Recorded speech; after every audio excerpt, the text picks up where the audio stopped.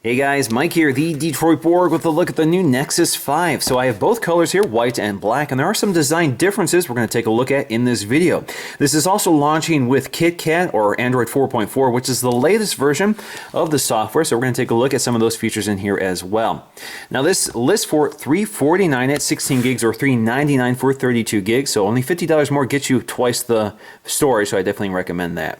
Now these are both LTE devices, so they will work in the US on AT&T and T-Mobile on their 4G carrier networks. Now once again, Google is partnering with LG as they did with the Nexus 4. So the Nexus 4, as you may be aware of, has been discontinued and replaced by the Nexus 5. This is a slightly larger phone. This is a 4.95-inch screen versus a 4.7-inch.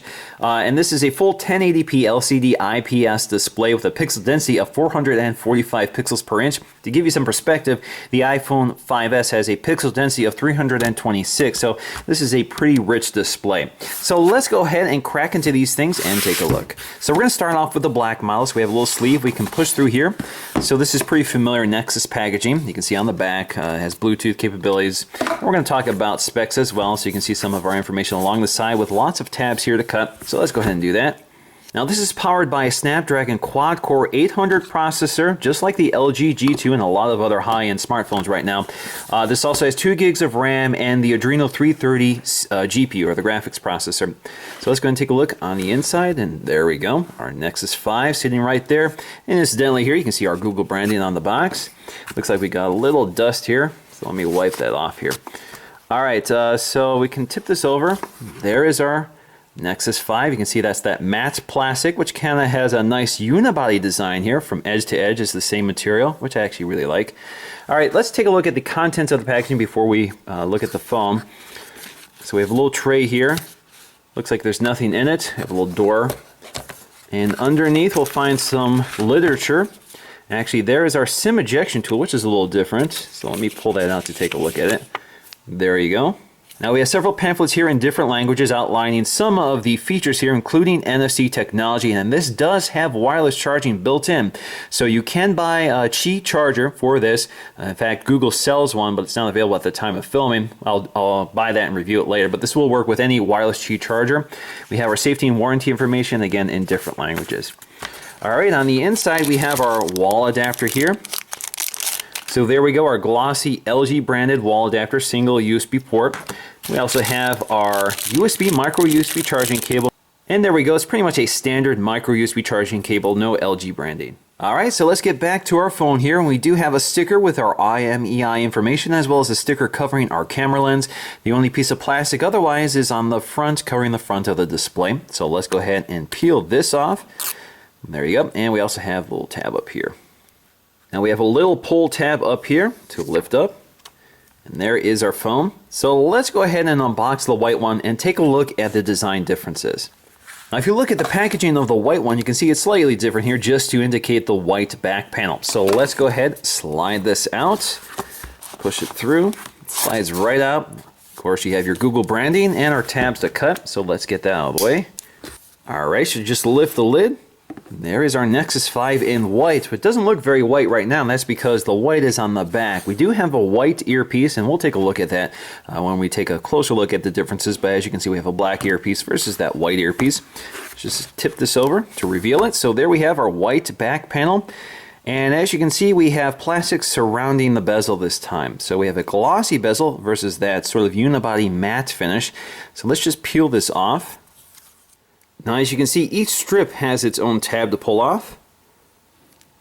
Now we still have that sticker on the back panel, which I'm going to peel off as well.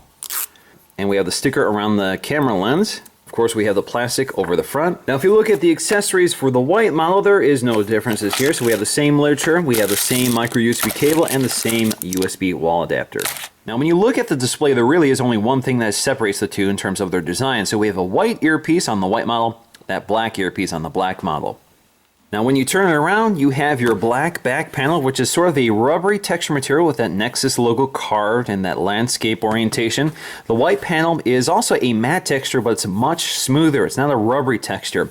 This also translates to the side of the device. So if you look at the side, you can see that the matte material on the black version wraps the edges of the phone, while on the white one, you get this glossy material, which sort of wraps around the front of the phone. So you can kind of see, creates kind of a seamless look here from the glass of the phone to the glossy black plastic along the side. A little different here with the matte finish. So I guess you get two design philosophies here. So you get a back panel that wraps around the edges, or a front panel that wraps around the edges. Now if we look at the left edge, we'll find the volume rocker, and it's actually made out of ceramic. So although it kind of looks like it's a metal material, it's actually ceramic. Along the bottom, we'll find our speaker grills, as well as our microphone, and our micro USB charging port, which is also a slim port for connecting HDMI adapter, so you can output this to an HD TV. Along the right side, we'll find our SIM tray. This is a micro SIM, along with our sleep-wake button, which again is also ceramic. As you can see, the buttons are the same on both devices. Now on the top, we'll find a microphone along with a headphone jack. Now if we look at the camera module, you can see it does protrude a little bit from the back of the device, and if you place it flat on the surface, it will kind of rock around just a little bit. Now on the front of the display, we do have a 1.3 megapixel front-firing camera. That's good for 720p video. We also have that circular earpiece, which is a little unconventional, but looks kind of sharp here. And along the bottom, you'll see there are no off-screen Android controls. Of course, this is a Nexus device, and most Nexus devices have on-screen controls only. Now, like all Nexus devices, we do have an LED notification light at the bottom of the display. All right, so let me go ahead and show you that SIM tray again. They give you that little SIM ejection tool, pops out. And inside you'll find your tray, which is a metal tray with a sort of a rubber plastic material at the edge. Same with the white version. Here you can just see that the edge of it is glossy, but you still have a metal tray as well. Now once again, the great thing about a Nexus device is that you get the latest versions of Android. This is running Android 4.4 or KitKat, and of course this is stock. So this is the complete stock experience, so we don't have any skins or anything getting in the way. We also have a few exclusive Nexus features, which we'll talk about. Alright, so we can take a look at our user interface starting with the lock screen. So we still have our notification shade with our settings panel up here. Now you can also access this with a two-finger gesture. Again, that's nothing new here. Now we have a new feature here for location. So they've added this toggle to quickly access notification features, which you can quickly toggle on and off or manage specific apps that have access to your locations. Now if we go back to the lock screen, we can also swipe to get to our camera app really quickly. You can also get to Google just by swiping up from the bottom. They get you to Google Now, which gives you a new user interface. Now, if we get to the home screen here, you can see that we have our standard array of home screens. You can also see they've done a slight redesign here. So they've eliminated the cyan color. They've changed the font to a new, more condensed Roboto font. If you swipe all the way to the left, you now get Google Now. You can still access Google Now just by swiping up on the home button. So let's go back to the home screen, swipe up. Takes you right to that same panel. So this time you just swipe all the way over to get to it. Now this also gives me a chance to show off the new user interface. So you can see with KitKat, you now have the ability to have full screen apps, which basically sort of create a translucency to the system tray up here. So you can see that the badges are now kind of uniform in color. They're just white, as well as the system information up here. You can also see your Android controls are now translucent. That extends to the home screen here. Now, not all apps will take advantage of that. So there you go. You can see that it's blacked out. Same with the system tray up here. But apps will be able to take advantage of this pretty soon. Speaking of Google Now, you can see that we now have sort of a new refresh animation, which is kind of nice. You can see all of your Google Now cards. You also have some of your settings here. From here, you can set up a reminder. And if you go back here, you can see some of the other cards you can add or change. And you also have some of your settings here, so you can change exactly what information you want Google Now to show you. Now, we also have a new home screen editor. Just tap and hold anywhere on one of your home screens, and it gets you to this little editor, so you can see all of your home screens available to you, which you can reposition just by tapping and holding it and moving them around, so you can rearrange your home screens. Tap and hold that again gets you to some other settings, such as your wallpapers. So this is where you can set up your wallpapers, and as you can see, you get a little preview, a full screen preview of what your wallpapers will look like, and then once you're done, you can go ahead and select Set Wallpaper. I'm going to stick with the default one. Now you can also jump to your widgets. So from here you can add your widgets to your home screen. So let me go ahead and add one of them. Let's go ahead and add this Google Drive one. There you go. Just shows you how that works.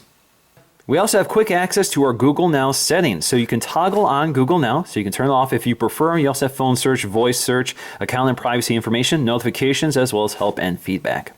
Now this is the 32 gig version. I also have the 16 gig version in black. So if we go to our settings here, we have to go to storage. You see that we have roughly 27 gigs still available to me after 32 gigs were initially available. So you can see that stock Android doesn't take up as much space as something like a skin version of Android. That's one of the benefits here. Now we also have a phone dialer which sort of integrates with Google search to bring up contacts nearby that may be interesting to you. So for example, you can not only search your local contacts, but it will automatically suggest contacts nearby. So for example, if I type animal in my search box, I get Mellowbrook Animal Clinic, which I have in my address book, but I also get all these other recommendations for nearby locations. Now from the home screen, you can also activate Google just by saying, "Okay, Google, what's the weather like tomorrow in San Francisco?"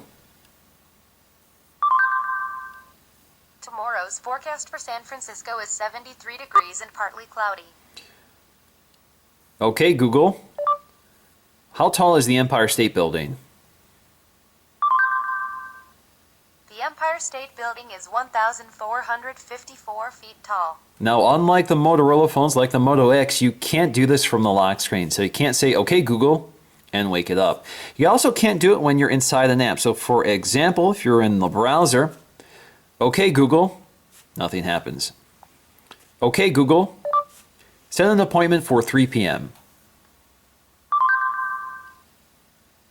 This also means that voice recognition is not keyed specifically to your voice like it is with the Motorola phones. Now we have our standard stock Android controls including back, home, as well as recent apps. And as you can see, the animations are a little simpler this time. So if you go to your recent apps, you can quickly browse through your recent apps and launch them pretty quickly. And you can also swipe them out of the way if you prefer. Now let's go and take a look at our app drawer. And most of these apps we're pretty familiar with, and some of them have been updated with KitKat. So we have a new downloads app, which I don't have anything to show you here, but this allows you to sort by name, by modified, and by size. Also see a list view or grid view. And also you have a new email app. So the email app now resembles the Gmail app. So as you can see, it looks a lot like Gmail. So finally updated to kind of come into line with the other Gmail app. We have Google. It takes you to Google as well. You also have the new Google Settings app. This allows you to control things like Google+, connected apps, location, also your Android device manager, which is now integrated with KitKat, so you can now remotely control your device or locate your device. So for example, this kind of is similar to Find My iPhone, allows you to reset it or lock it or wipe it. You have your Hangouts app, which is now the default messaging app, and that now finally integrates SMS.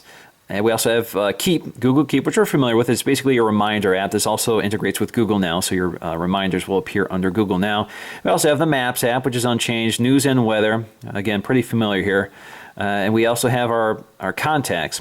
Here we have a new phone dialer, which I showed you earlier. We also have Photos. This is kind of a new app. Basically, this is similar to Google Plus Photos. You aggregate your photos both on the device as well as in your cloud. So you can see everything that's been uploaded to the cloud. You get these little check marks in the cloud, sort of indicating they've all been uploaded.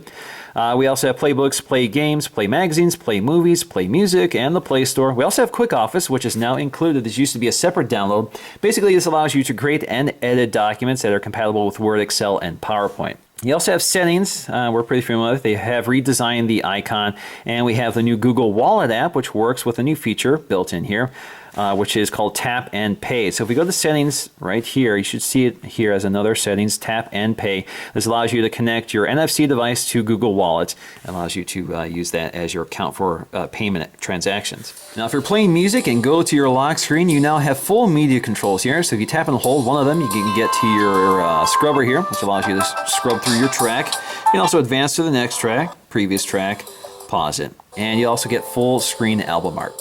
Now, also new under location settings is the ability to change how accurate it is. This also affects your battery life. So you can go to high accuracy, which will use GPS, Wi-Fi, and mobile networks to estimate location, or you can go to battery saving mode, which will just use Wi-Fi and mobile networks to estimate location. And you can also use device only mode, which basically uses the GPS antenna only to pinpoint your location. So you have a lot more options this time. Now 4.4 also introduces full screen apps. So for example, if you go to the Playbooks app, it fills up the screen, hides the Android controls, as well as the menu bar up top. In order to access it, you just drop down here, wakes it up again, and there you go. Now we also have a new and improved continuous input keyboard, so we can just swipe around on the keys and it will recognize a word. So for example, hello, this is a test. So it works pretty well. Now I realize this sounds a little crazy, but one of my favorite new features with Android 4.4 is full printer integration. This is something that Android has not handled well, but iOS has with AirPrint. So we finally have full printing integration. Basically, this allows us to print websites, emails, and documents right from the device without jumping through a bunch of hoops to get to Google's Cloud Print services. So you can see that if we go to our printing control panel, we have Cloud Print, which are basically all the devices we have associated with our Cloud Print, which are quite a few in my case. Or you can go to HP Print Services plugin, which is here natively. So this will see all my HP printers on my wireless network. So it sees both of them. So I can select which one I want to use. In fact, that is the one I am currently next to. So let's go ahead and demonstrate this. I'm going to go to just a web browser. And I'm going to go up here to my settings, or my menu options, and as you can see, I have a print controller right there. So if I click print, I now have several options here. I can select my paper size, number of copies, color. So if I want to do it black and white, I can do that. I can also change the orientation and which pages I want to print. So I'm going to select a range here. I'm just going to do page 1. All right, so let's click print.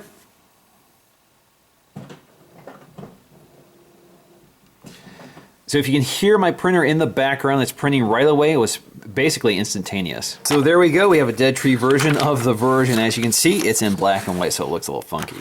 Now Android 4.4 also makes it much easier to manage your launchers. If you go to settings, go to home, you'll see your launchers available to you. Of course, these are 2 launchers I installed from the Play Store. So you can select one of those to become your launcher, or you can go to your default launcher. So if you select Apex Launcher, go to home, it does take me to my Apex control. And if I want to undo that, go back to settings, go back to home, and go back to my native launcher, click home, and there we go. All right, so let's go and take a look at the stock camera app. So you have tap to focus, you have those little indicators to let you know when it's successful. You have your shutter release, which is pretty quick here. You can take several photos pretty quickly, and it's pretty quick to focus. You also have your options up here. So if you go up here, you see several options. So one of them is your exposure, and as you can see, it drills up and allows you to change your exposure manually if you prefer. But alternatively, you can also tap anywhere on the screen, tap and hold, and it brings up your control panel. So if you continue to hold your finger and move it up along the menu, you get several options here, and it drills down. So for example, I have my scene modes. If I slide back down, it takes me back to my first or second layer. And then you have your white balance right here. Again, takes you up to your options. Slide back down, takes you back to your count timer, your location settings, and your picture size. And if you release that, it takes you to your picture control here. And if you tap and hold on it again, sometimes it's hard to bring it up. It tends to be a little frustrating and unreliable to use. There you go. And you can also activate HDR Plus mode. So HDR Plus mode basically takes several photos at once in several exposures and combines them through processing and gives you a photo with more richer colors and contrasting. So for example, we can take an HDR Plus photo. You can see how long it takes to put it all together. You also get a little different tone when this is happening, so listen for it. And there you go. So let's go ahead and turn that off and take a normal photo. Now we also have several shooting modes here. So we have our still camera, our video camera, panorama, and sphere mode. Sphere mode we're pretty familiar with. It has been slightly redesigned this time. So basically you position the camera, it takes the photo, and coaches you along to start building your photosphere. And when you're done, it renders it for you in the background. You can go back to your selection and choose panorama mode, which again we're pretty familiar with. So basically you hit record, and it coaches you along to start recording your panorama.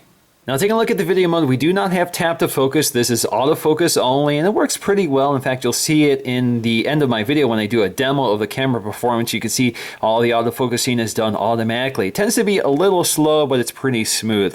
Now when you're recording video, you can also take photos at the same time, which is one of the reasons they, I guess, turned off tap to focus here, because when you're recording video, you can go ahead and take photos.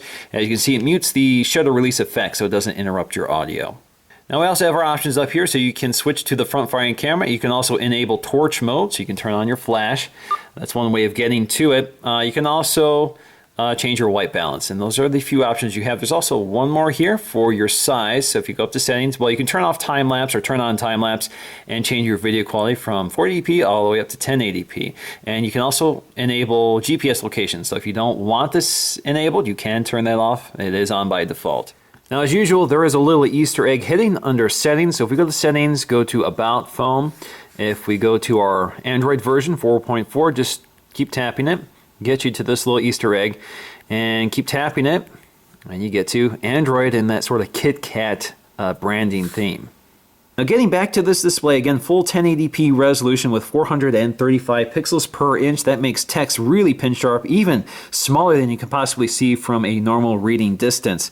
Now the display of the Nexus 5 is very similar to the iPhone 5S. It's not as bright and it's not as dark. It's not as rich in terms of its contrast, and maybe not as rich as the color, but it's pretty close. Certainly better than an OLED display, which tends to be a little bluer and a little dimmer. So I'm definitely a big fan of what they've done here with this display, especially at this high resolution. This high pixel density tends to create displays that are a little darker. Now, taking a look at our Geekbench scores, you can see that the Nexus 5 doubles the performance of the Nexus 4, at least potentially, and you can see the iPhone 5S by comparison, which is a much more powerful device on the single-core score, but the Nexus 5 has it on the multi-core score because this is working with quad cores, this is working with dual cores. Now, in terms of performance, this phone is smooth and quick, and that's one of the great things about a Nexus device is that it's highly optimized and really quick. So the app launcher is really quick and smooth to launch. You can quickly jump between apps with no problem. Now, we also have 802.11 AC wireless antennas in here, so we have pretty quick Wi-Fi. We certainly have next generation Wi-Fi, and as you can see, we can scroll through the entire version of the website and move around really quickly and smoothly. So definitely a quick operating phone. Now, taking a look at the size comparison between the Nexus 4, you can see it is a bit taller, but it's actually narrower than the Nexus 4. So they've been able to shrink down the bezels along the side, give us a comfortable phone to grip in one hand. It just means that your thumb travels a little bit more on this display than it did on the Nexus 4. Of course, we're going from a 4.7-inch display to a 4.95-inch display. Now, if you look at something like the Nexus or the GS4, now the GS4, this is actually the Google Play Edition. The great thing about the GS4 is that this is a 5-inch display, again, with a really narrow bezel. So it's actually very similar in size to the Nexus 5. You can see it's a slightly larger display. And then, of course, we have the much smaller 4-inch iPhone 5S. Now, in conclusion, the Nexus 5 really isn't a remarkable smartphone. It's remarkable for the fact that it's a high-end or relatively high-end smartphone that costs $349. That's an insane price for a phone that would otherwise cost $649. So you get a bargain phone for the specs. And for me, the greatest advantage has nothing to do with pricing, but the latest stock Android experience. So for me, that is the most important factor here. It runs great on this hardware, and we have a pretty decent camera. I know there's a lot of complaints here. I will be posting video and photo samples at the end of this video, so you can judge for yourself. But I'm pretty impressed by the camera. It could be a little faster, and it could be better performing in lower light conditions, but it's a pretty decent camera, and I don't think it's a reason not to buy this phone. You have a beautiful LCD IPS display, definitely a technology I prefer over OLED, so I'm glad to see that here. Google has decided not to go with OLED with the newest Nexus phone, so I'm glad to see that. And we have LTE, 4G LTE finally in this phone. The Nexus 4 never had it, which was kind of a deal breaker for me. I really wanted 4G LTE. And of course, we had two other great options. We had the Google Play editions of the S4 and the HTC One, but of course, these are much more expensive. Now, my biggest disappointment with the Nexus 5 is speaker quality. So these speakers are unusually quiet. In fact, I'm constantly raising the volume, trying to get volume up so I can hear whatever I'm listening to. So it always seems like the volume is just way too low. It's just those speakers are just a little too low grade. The earpiece is also pretty muffled sounding to me, so when I'm on a phone call quality is definitely not as strength. Now, they have improved the quality of the headphone driver over the Nexus 4, which was one of its big weaknesses for me. It's actually the reason I stopped using it, just because I used the headphones a lot and the headphone driver was just too weak, so music was always too low, so I could never get the audio out of it that I wanted. Now, in terms of which design I prefer, I actually think I favor the black version, and that's because we have the soft touch material, which feels really nice in the hand, and it wraps the edges of the device. So it just feels a little more uniform and a little more comfortable to handle. This has 3 different materials going on. We have this harder plastic along the back, which is more stain resistant, which is useful for white color. Then we have this glossy plastic along the side. Then we have our glass along the front. So the combination of materials doesn't feel as premium as this does. This just feels a little more uniform, a little simpler, and a little more comfortable to handle. And again, that grippy material feels really nice in the hand versus the harder materials here. Alright guys, so that is it for this video, but what I would like to know is which color do you prefer? Please let me know in the comment section below and tell me why. Thanks for watching this video, hope you enjoyed it, and I'll see you again in the next one. Alright guys, Mike here, the Detroit Borg with a test of the front-firing camera. Again, this is recording video at 720p. This gives you an idea of both the microphone pickup as well as the video quality of something you might use for vlogging, video conferencing, or that sort of thing. Hey Zoe, how you doing? Zoe just had surgery to remove her baby teeth, so she's feeling pretty groggy today.